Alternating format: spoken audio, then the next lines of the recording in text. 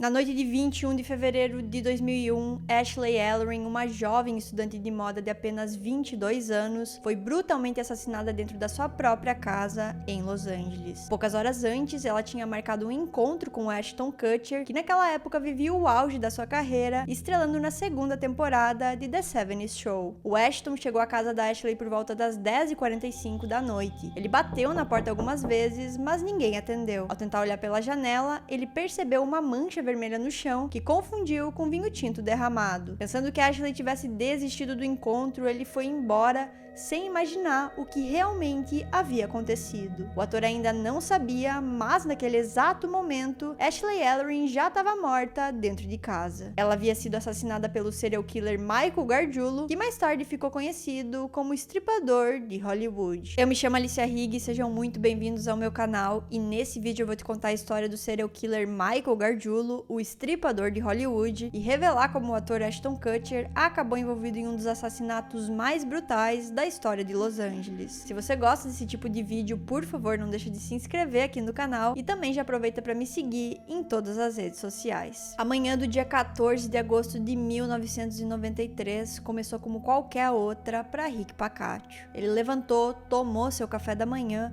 e foi em direção à garagem para sair de casa para o trabalho. Era um dia comum de verão na cidade de Glenville, no estado de Illinois, e o Rick não imaginava que estava prestes a viver o pior dia da sua vida. Ao abrir a porta dos fundos da sua casa, ele se deparou com uma cena que ficaria marcada para sempre na sua memória. A sua filha, Trisha Pacaccio, estava caída nos degraus da casa, imóvel e coberta por sangue. Desesperado, Rick tentou reanimar a garota, mas já era tarde demais. Em choque com a situação, ele gritou para o seu filho do meio, Doug, chamar a emergência, e enquanto aguardava a chegada da ajuda, o Rick precisou ligar para sua esposa, Diane, que já estava no trabalho, para avisar que a sua filha de apenas 18 anos havia sido brutalmente atacada. Quando a polícia chegou na casa da família Pacaccio, eles se depararam com uma cena devastadora. Logo nos primeiros minutos de análise, os investigadores perceberam que aquele não era um crime comum. Nada havia sido roubado, as portas permaneciam intactas, o carro continuava na garagem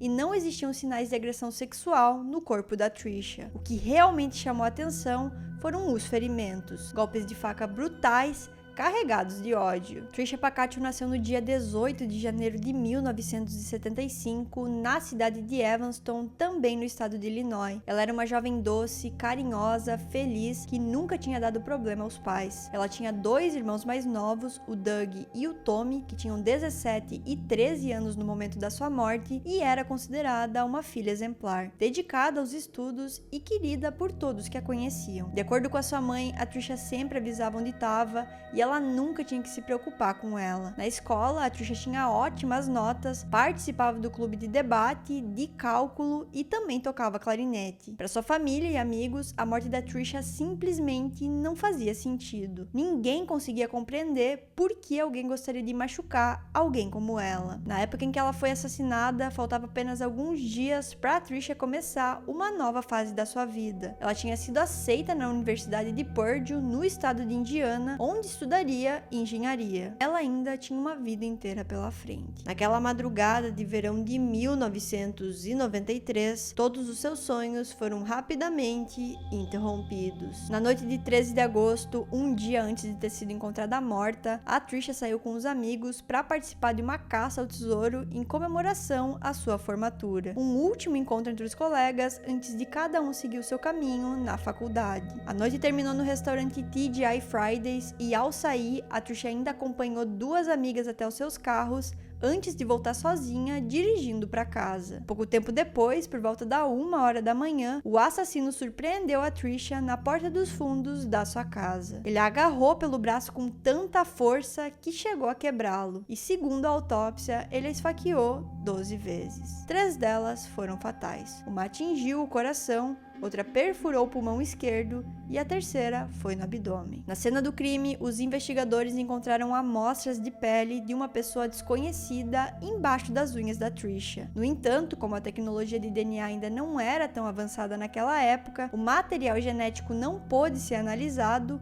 e usado para identificar o agressor. Na prática, a polícia não tinha nenhum suspeito. Na mesma noite em que a Trisha foi assassinada, também tinha acontecido uma festa na piscina em uma casa que ficava do outro lado da rua, mas ninguém relatou ter visto ou ouvido nada suspeito. Dezenas de pessoas foram interrogadas, incluindo amigos próximos, o namorado, familiares e colegas de escola da Trisha, mas nenhuma pista concreta surgiu e a polícia não fazia ideia de quem poderia estar por trás de tudo aquilo. O mais perturbador era que ninguém conseguia entender a razão por trás daquele crime. A Trisha era uma jovem querida, amada por todos da escola, que não tinha inimigos, e a ideia de que alguém pudesse querer machucar ela, ainda mais de uma forma tão brutal, parecia simplesmente inconcebível por todo mundo. Sem provas e suspeitos, a família Pacaccio se afundava cada vez mais no luto. A casa dos Pacaccio, que era um lugar vivo, cheio de memórias incríveis, que sempre tinha sido frequentada por todas as crianças e adolescentes do bairro, já não era mais um lar. O Rick não suportava mais viver na mesma casa em que ele tinha encontrado a sua filha morta, então ele decidiu se mudar. Porém, mesmo devastados, a Diane e o Rick nunca desistiram de buscar justiça para sua filha. Eles continuaram implorando para que a polícia e as autoridades não desistissem do caso, mesmo que já não tivesse mais suspeitos, pistas ou qualquer evidência nova. A casa dos Pacaccio permaneceu vazia por 4 anos. Apenas em 1997, a família decidiu retornar, tentando pouco a pouco reconstruir alguma sensação de normalidade. Pouco tempo depois, eles receberam a visita inusitada de Michael Gargiulo, um garoto que na época do assassinato da Trisha tinha 17 anos. O Michael estudava na mesma escola que ela, era muito amigo do Doug, o irmão do meio, e morava a poucas casas de distância. Conhecido no bairro por ser briguento e explosivo, ele também frequentava a casa dos Pacaccio, como muitos outros adolescentes da vizinhança. Naquele dia, Michael encontrou a Diane sozinha em casa e disse que precisava falar com o Rick. A Diane explicou que o marido estava no trabalho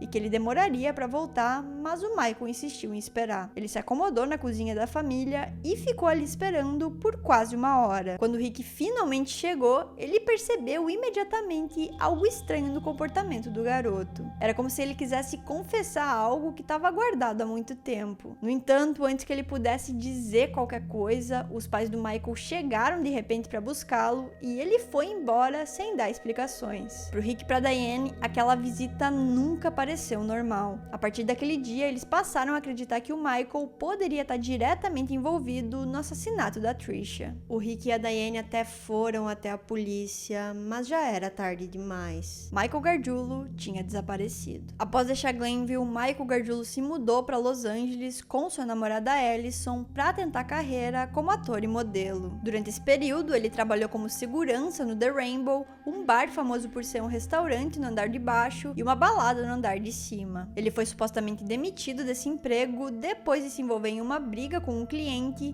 e então começou a trabalhar como técnico de ar-condicionado. Apesar de estar num relacionamento com a Allison, o Michael atraía o tempo todo e nessa época acabou tendo seu primeiro filho com outra mulher. Durante o outono de 2000, 7 anos após o assassinato da Trisha, Michael Gargiulo conheceu Ashley Ellery, uma estudante de moda de 22 anos que tinha se mudado para Los Angeles apenas 1 ano antes. O encontro aconteceu em uma rua em Hollywood Hills, quando Michael percebeu que um homem chamado Christopher Durham estava trocando o pneu do seu carro. Ele se ofereceu para ajudar, mas o Christopher recusou. Foi nesse momento que Ashley saiu de casa e ela e o Michael começaram a conversar e a flertar, inclusive trocando números de telefone. O Michael começou a ligar para ela com frequência, aparecendo até algumas vezes na sua casa sem ser convidado, mas a Ashley não demonstrava interesse nele. A Ashley era uma garota cheia de vida, carismática, inteligente e muito popular. Ela tinha vários admiradores, incluindo atores como Vin Diesel e o Vince Vaughn, e até o Ashton Kutcher, que, como eu mencionei, na época estava ficando super famoso por conta do sucesso de The 70's Show. O Ashton começou sua carreira como modelo em Nova York e se mudou para Los Angeles depois de sua primeira audição, quando foi escalado para interpretar Michael Kelso. O Ashton e Ashley tinham se conhecido uns 2 meses antes numa festa de aniversário aniversário. Eles não estavam em relacionamento sério, mas saíam juntos de vez em quando. No dia 21 de fevereiro de 2001, por volta das 3 ou 4 horas da tarde, o Ashton terminou uma gravação e ligou para Ashley para combinar de se encontrarem mais tarde. Ela topou e eles decidiram tomar um drink à noite. Mais tarde, por volta das 7h30, ele ligou de novo para avisar que ia se atrasar, mas a ligação caiu direto na secretária eletrônica. Às 8h24,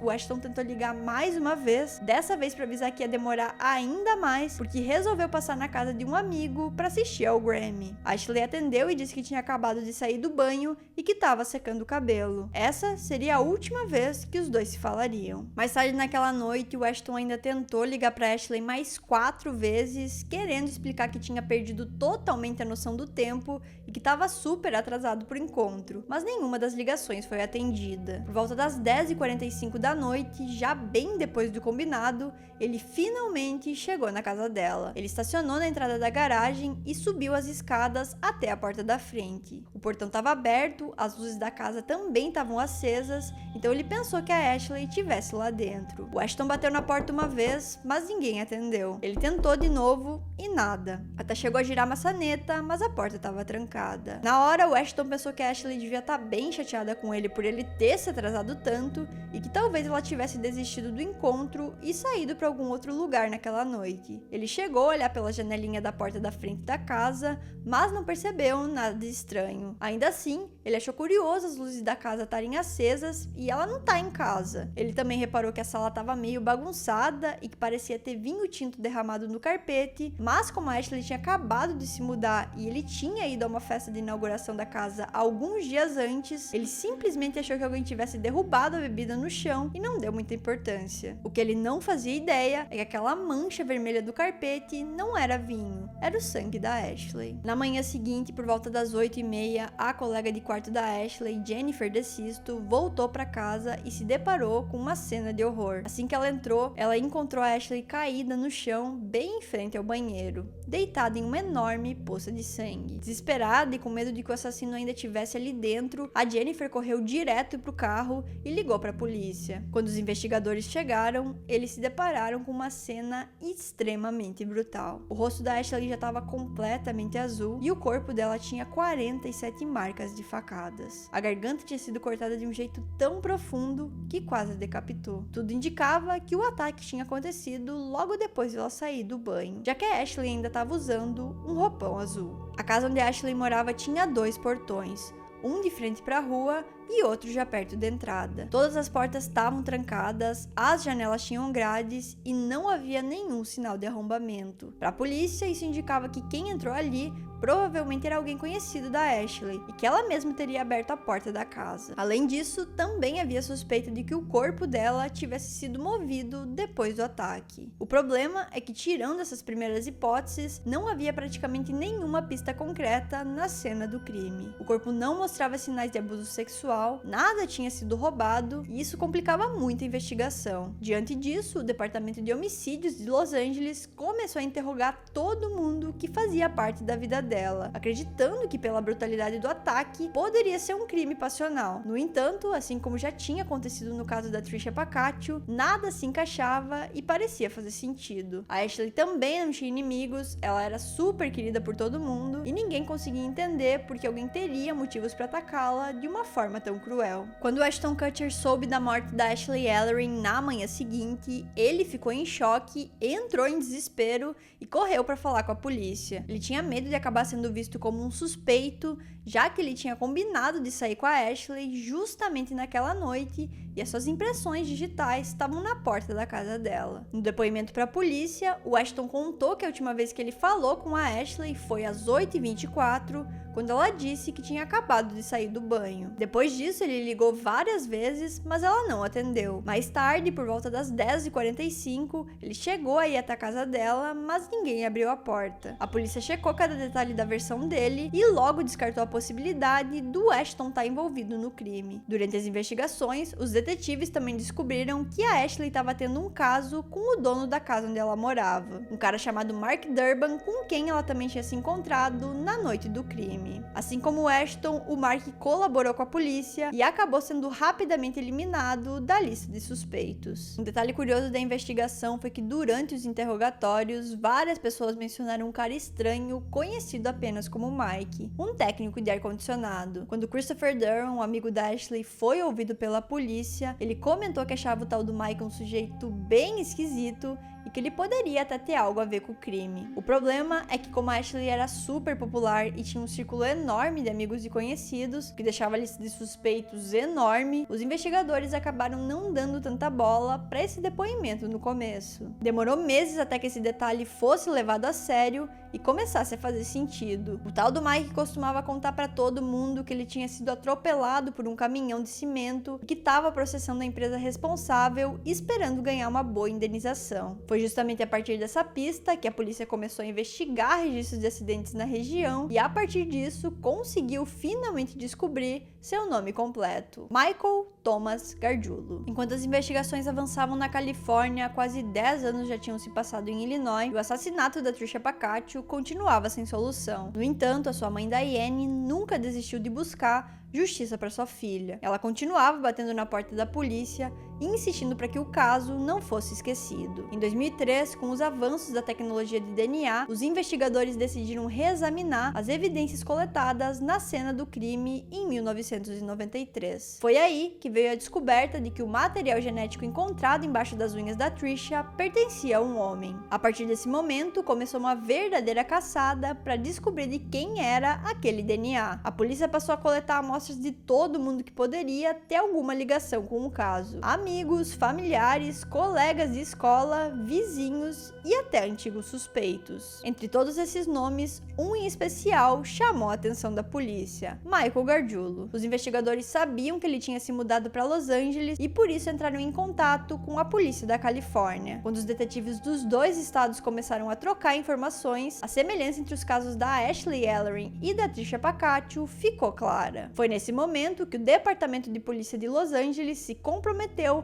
a ajudar Glenville a encontrar Michael Gargiulo e finalmente coletar o seu DNA. A polícia de Los Angeles conseguiu localizar o Michael e coletou seu DNA em um centro médico, mesmo com ele se recusando a fornecê-lo voluntariamente. Durante as investigações, os agentes também revistaram a van dele, onde encontraram 3 facas, um par de binóculos e uma mochila com uma arma dentro. Enquanto estava no centro médico, o Michael ainda perguntou para os investigadores se não seria impossível encontrar o DNA dele em uma cena de crime de mais de 10 anos. E foi exatamente isso que aconteceu. Quando as amostras foram enviadas para os detetives de Illinois, foi confirmado que o DNA encontrado embaixo das unhas da Trisha Pacaccio pertencia a Michael Gargiulo. Depois de quase uma década, ele finalmente estava diretamente ligado ao assassinato de Trisha. Infelizmente, a amostra de DNA sozinha não foi suficiente para prender o Michael naquela época. Apesar de ser uma evidência super importante, os promotores de Illinois achavam que ela não era forte o suficiente para acusá-lo legalmente. Isso porque, como ele era muito próximo da família Pacaccio,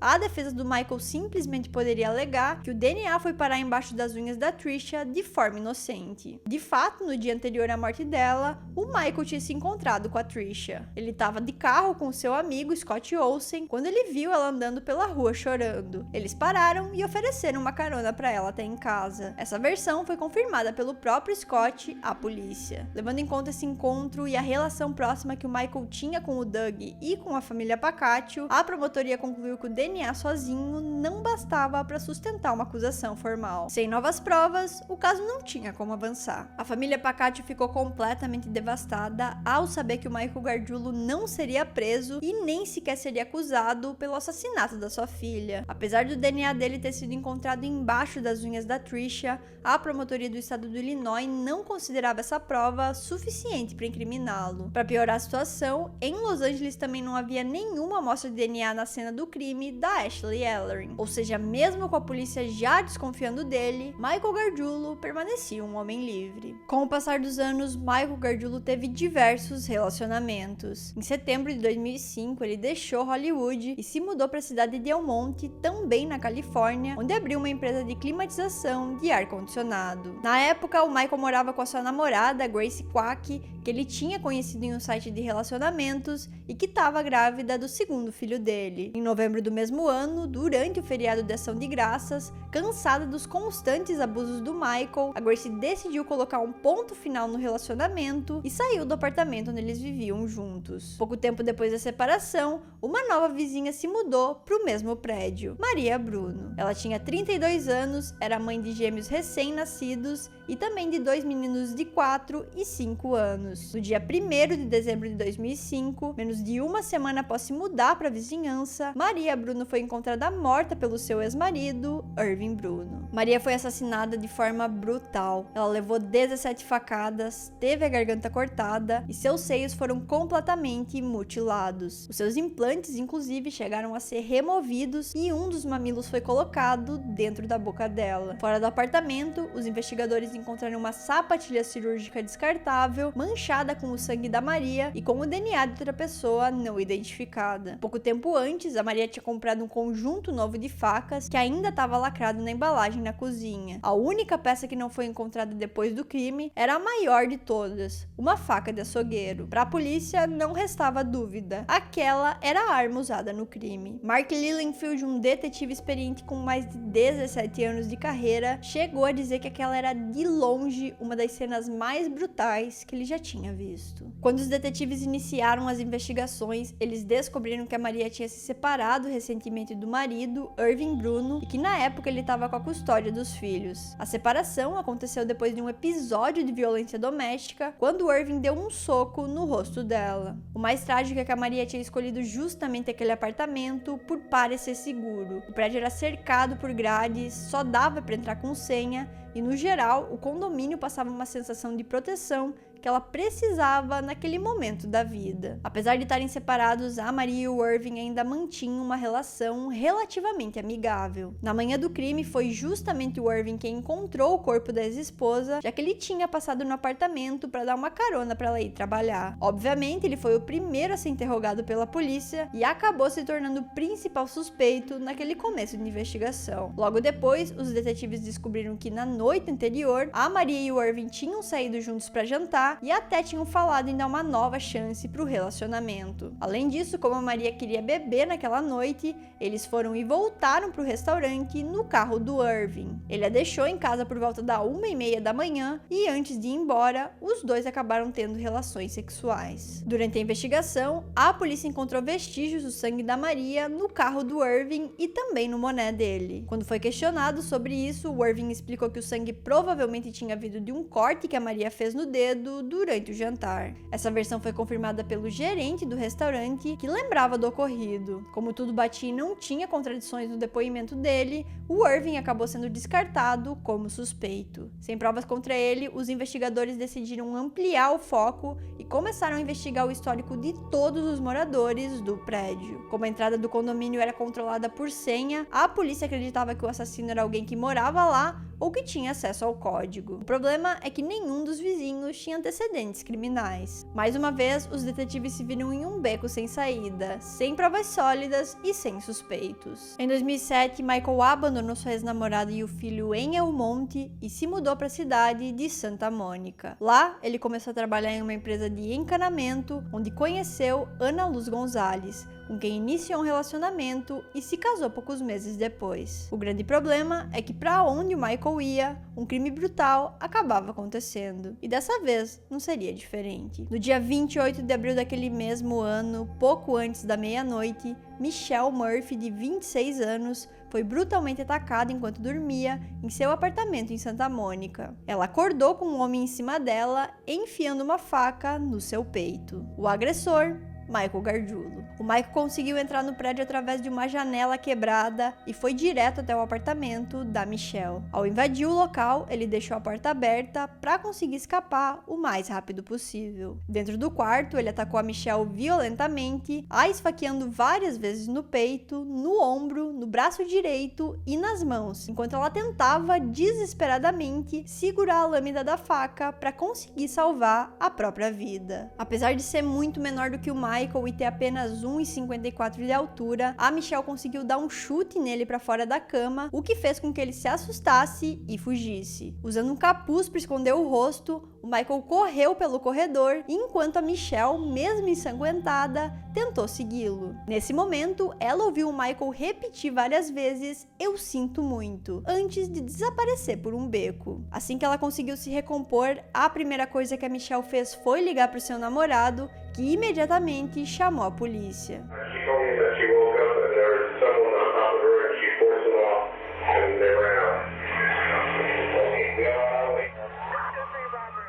Enquanto se dirigiam ao local, os policiais também ligaram para Michelle, pedindo para que ela descrevesse o homem que tinha atacado, na esperança de localizar ele rapidamente.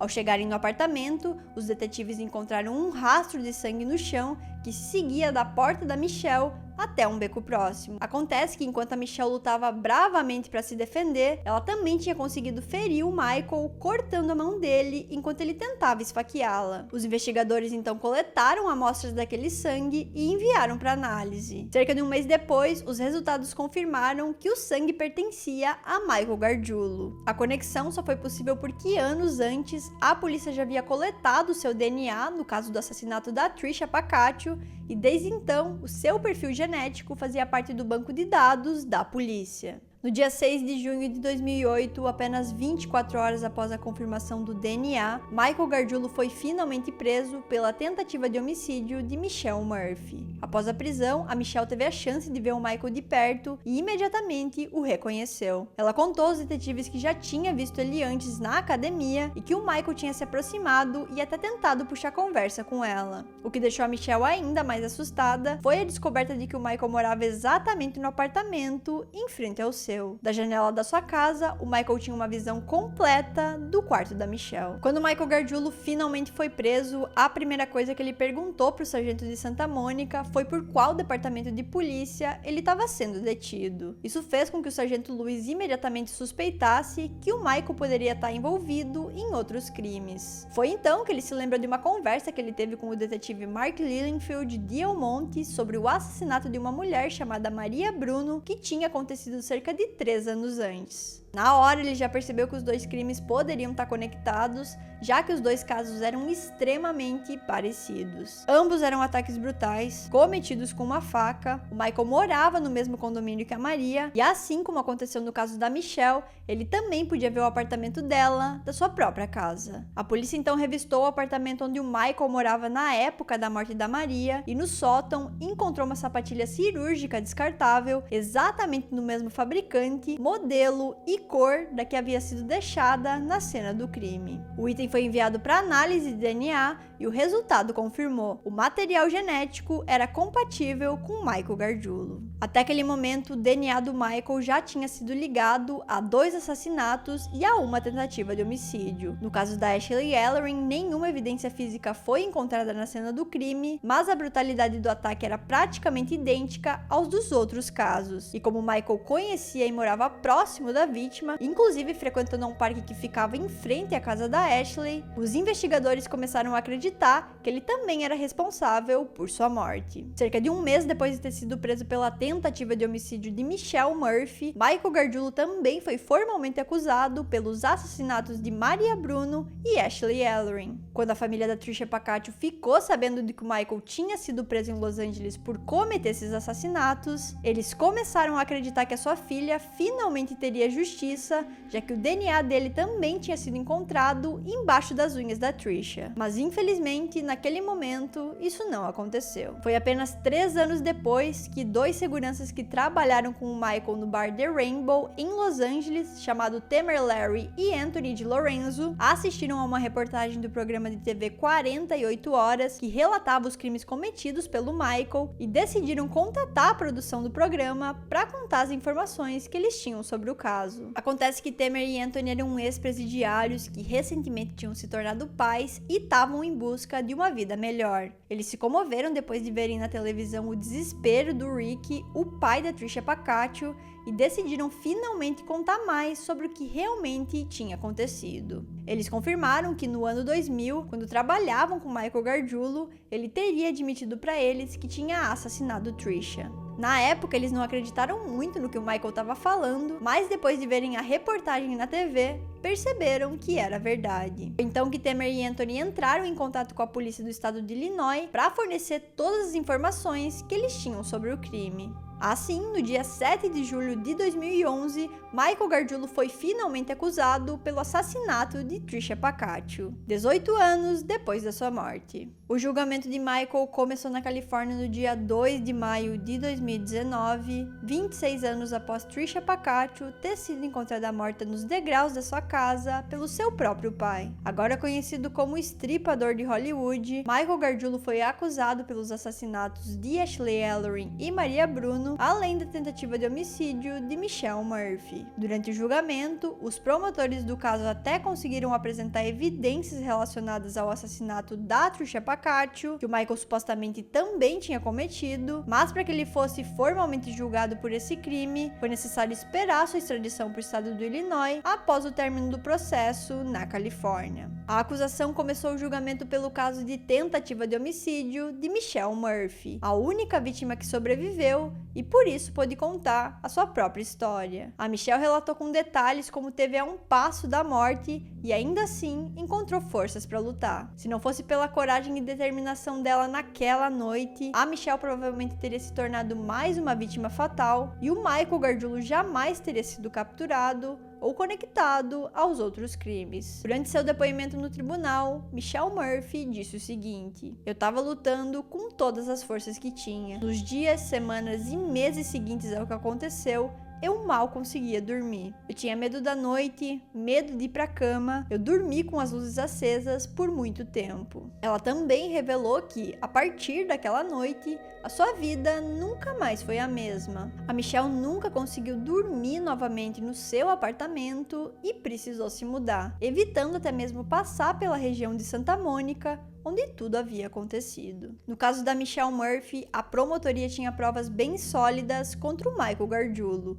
incluindo seu DNA encontrado na cena do crime. Já nos assassinatos da Ashley Ellery e da Maria Bruno, as evidências não eram tão fortes assim. Por isso, os promotores decidiram montar outro tipo de argumento, que era o de que Michael tinha um padrão estabelecido, um modus operandi. Ele perseguia mulheres jovens e bonitas, morava perto delas e passava muito tempo observando suas rotinas antes de atacar. Para deixar isso bem claro, os jurados foram levados até as cenas dos crimes para verem de perto o quão próximo Michael realmente morava das suas vítimas. Ele vivia literalmente na frente do apartamento da Michelle e também da Maria Bruno. Já no caso da Ashley Ellery, apesar de morar algumas casas mais longe, tinha um parque bem em frente à casa dela. E era lá que o Michael levava o seu cachorro passear todos os dias. Para reforçar os seus argumentos e tentar provar que o Michael era o responsável por cometer esses crimes, a acusação também chamou atenção para o padrão das facadas. A perícia concluiu que a forma como os golpes foram desferidos indicava que o agressor provavelmente era canhoto, assim como o Michael. Essa informação foi reforçada pelo depoimento da Michelle, que afirmou ter certeza de que mesmo que tivesse escuro na noite em que ela foi atacada e que ela não conseguisse ver o rosto do agressor, ela tinha certeza que o homem que atacou usava a mão esquerda para esfaqueá-la. Além disso, durante as buscas no apartamento do Michael, a polícia também encontrou um exemplar do livro The Anarchist Cookbook, publicado em 1971 nos Estados Unidos. O livro continha instruções sobre como fabricar explosivos, armas, drogas ilícitas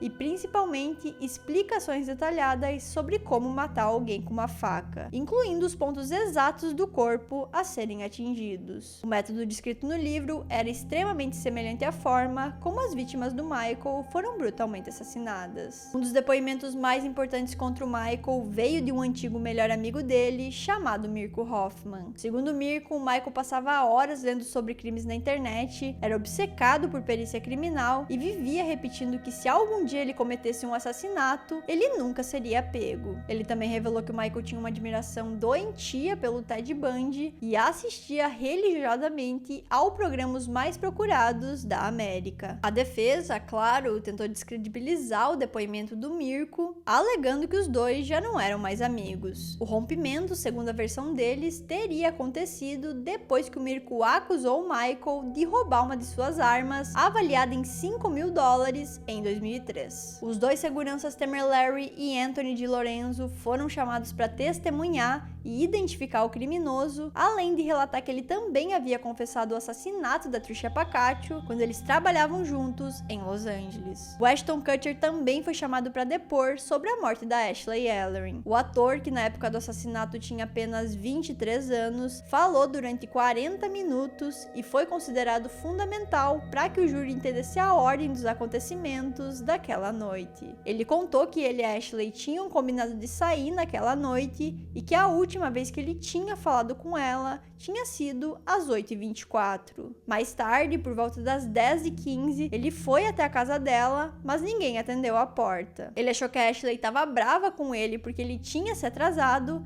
e que ela tinha desistido do encontro. Quando Ashton olhou pela janela, ele chegou a notar o que parecia ser uma poça de vinho no carpete, mas não deu muita importância, porque ele sabia que tinha rolado uma festa na casa alguns dias antes. De acordo com o delegado Dan Akimon, que também testemunhou no julgamento, a polícia acredita que quando o Ashton chegou na casa da Ashley naquela noite de 21 de fevereiro de 2001, ela já estava morta. A Ashley tinha acabado de tomar banho e se arrumava para o encontro com o Ashton Kutcher quando ela foi surpreendida e atacada por trás. Por fim, Yadira Reis também prestou depoimento e contou que ela conheceu o Michael quando tinha 26 anos. Uma foto dos dois, tirada enquanto eles ainda estavam juntos, acabou aparecendo em todos os jornais e na TV, porque ela foi encontrada em um HD dele e a polícia queria descobrir se ela seria mais uma vítima. Yadira relatou que durante um encontro, o Michael a forçou a entrar na van dele e a estuprou. Quando ela implorou para que ele parasse, ele a ameaçou, dizendo que sabia todos os seus horários de trabalho e que mataria tanto ela quanto a sua família caso ela contasse alguma coisa para a polícia. Durante todo o julgamento, Michael Gargiulo continuava afirmando ser inocente, mesmo com seu DNA presente em 2 cenas do crime. Para defendê-lo, seus advogados focaram principalmente nos casos da Ashley Ellerin e da Maria Bruno, que eram os casos em que a acusação tinha menos evidências. No caso da Ashley, a defesa tentou alegar que o assassinato teria sido cometido por Mark Duran, o proprietário da casa e amante da Ashley. Segundo eles, o Mark teria motivos de oportunidade, já que ele esteve na casa pouco antes do crime e chegou a ter relações sexuais com a Ashley durante a tarde. Inclusive, ele ainda estava na casa quando a Ashley atendeu a ligação do Ashton Kutcher logo depois de sair do banho. No caso da Maria Bruno, os advogados tentaram culpar o ex-marido dela, Irving Bruno, pelo assassinato. O argumento era que, como a Maria tinha sofrido violência doméstica, o sangue dela encontrado no carro e no boné do Irving poderiam incriminá-lo. No entanto, o gerente do restaurante confirmou que a Maria tinha se cortado durante o jantar, o que explicava a presença do sangue. Já no caso da Trisha Pacatio, a defesa alegou que o DNA encontrado debaixo das unhas dela teria ido para lá de forma inocente. Como não dava para negar que o Michael Gargiulo tinha atacado a Michelle Murphy no apartamento dela em Santa Mônica, afinal ela sobreviveu e enquanto lutava acabou cortando o Michael e espalhando o sangue dele por todo o lugar, a defesa então decidiu não tentar negar o ataque. Em vez disso, eles alegaram que o Michael estava completamente fora de si no momento do crime. Segundo os advogados, ele tinha um transtorno mental e não sabia nem quem era, nem o que estava fazendo. Os médicos da defesa afirmaram que o Michael tinha transtorno dissociativo de identidade, conhecido antigamente como transtorno de personalidade múltipla, que é quando 2 ou mais personalidades diferentes coexistem na mesma pessoa, controlando o comportamento em momentos alternados. Apesar de todas as tentativas da defesa, no dia 15 de agosto de 2019, Michael Thomas Gargiulo foi declarado culpado pelos assassinatos de Ashley Ellerin e Maria Bruno, além da tentativa de homicídio de Michelle Murphy. O júri chegou ao veredito após 3 dias e meio de deliberação, encerrando 3 meses de julgamento, durante os quais 350 provas foram apresentadas e 79 testemunhas foram ouvidas.